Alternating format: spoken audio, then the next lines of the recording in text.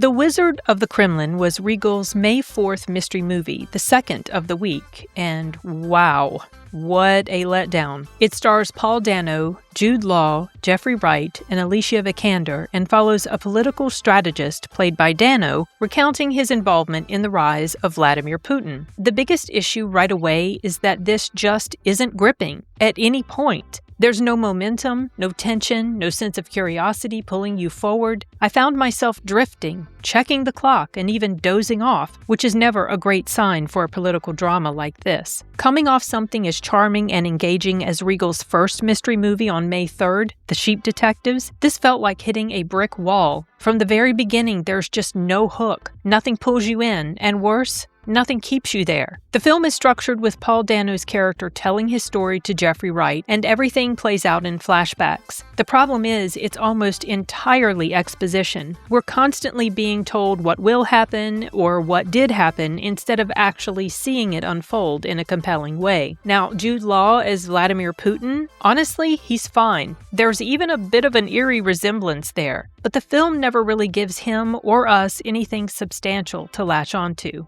And then there's Paul Dano. I'm sorry, but he just did not work for me at all. His performance felt completely flat. No emotion, no presence. Whether it's his girlfriend cheating on him or his proximity to the rise of Putin's power, there's just nothing. There was zero magnetism coming from him, which made it impossible to care about him or anything happening around him. What's even more baffling is that this is sitting higher on Rotten Tomatoes from the official critics than Michael, which I genuinely don't understand. I don't know how that math works in any universe. This was utterly lifeless and tedious to sit through, in stark contrast to Michael. What's also frustrating is that the movie tells us about these massive, brutal, historically inspired events, the rise of Putin's power, the role of the FSB, but we barely see any of it. It's all talk, no impact. At one point, a character in the film even says, "The first rule, don't be boring." And yet, here we are. There's also this odd disconnect where the film claims its characters are fictional, but it's very clearly pulling from real people and events.